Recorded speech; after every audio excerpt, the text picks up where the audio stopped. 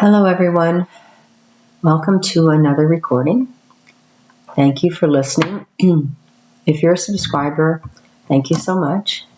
If you're just stopping by, I hope you like what you're hearing. And if you do, I appreciate it if you subscribe. And for all of you, if you like it, hit that like and share button.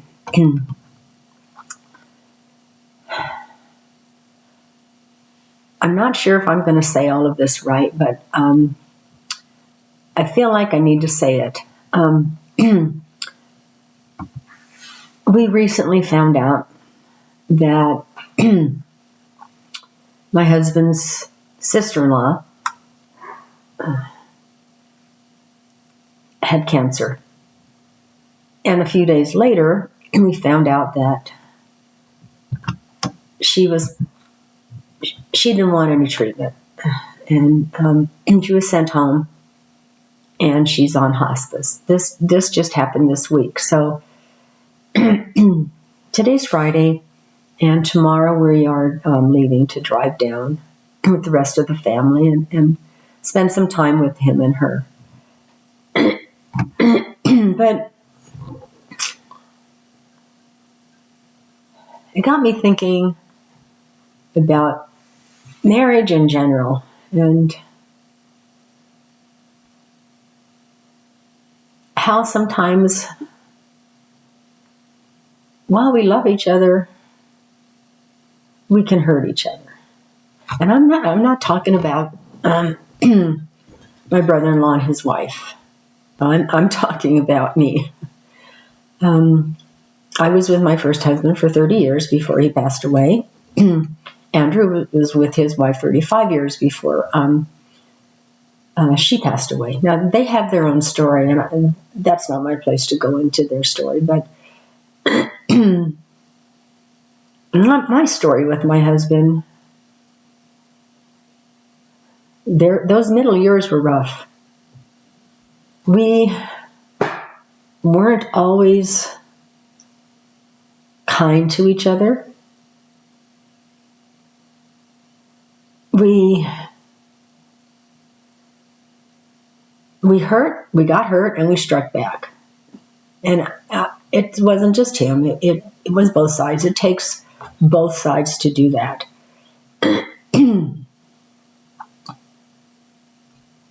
The first years were good. And the last years were great.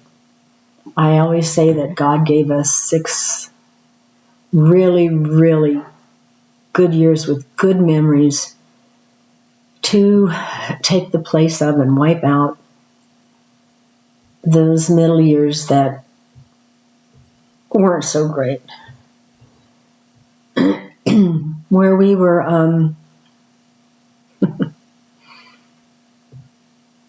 selfish, I think, is a good word for it, selfish.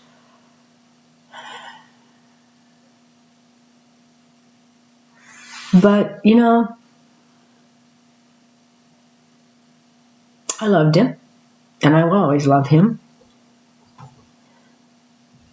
And it's after they're gone when you can realize how much you loved them and how much you miss them and how much it hurts and how much you wish you had them back. And sometimes it's after they're gone that you realize there were so many arguments and so many fights that were stupid and weren't worth it. And by not worth it, I mean the two of you were more worth it than we're arguing over, I don't know, some stupid something, because you got to have your way, he's got to have his way, or you're stubborn, or he's stubborn, or, nobody wants to back down, and nobody wants to say, I'm sorry, you're right, and nobody wants to say, why don't we just keep looking till we can find something we can both agree on? And I remember it wasn't long after my husband passed away that I was out doing some shopping or doing some errands, whatever. I was out. And I heard a couple arguing. You couldn't miss that they were arguing because their voices were loud. I don't remember what they were arguing about, but it was obvious that, they were not happy with each other. And I so wanted to say to them, just stop. Just hug each other, because tomorrow he might not be here or she might not be here.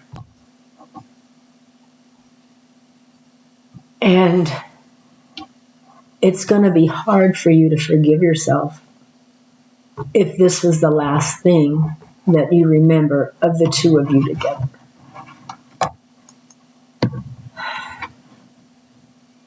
I know Valentine's just passed, and maybe this would have been better as a Valentine talk, but it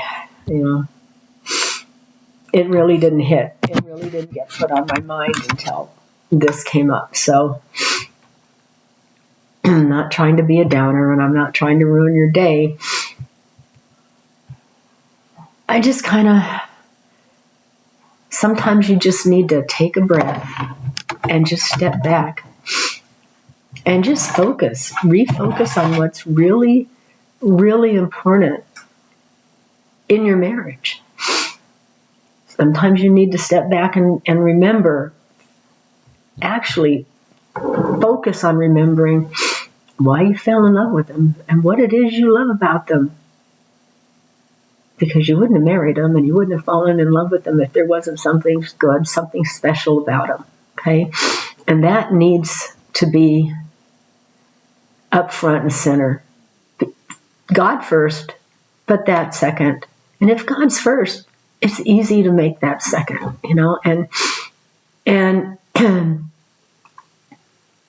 I will is supposed to be forever. It's supposed to be for good, bad, sickness, health, whatever, okay? So there's going to be days where you have to consciously choose to love your spouse, because you're going to feel like it's not easy. It's like, I mean, but they may not be here tomorrow. Mine wasn't. Went to work, fine. Come home, didn't even make it through the night.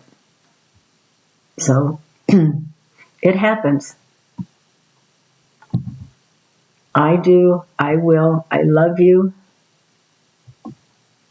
is easy some days, and it's hard others, but it's a choice you make every single day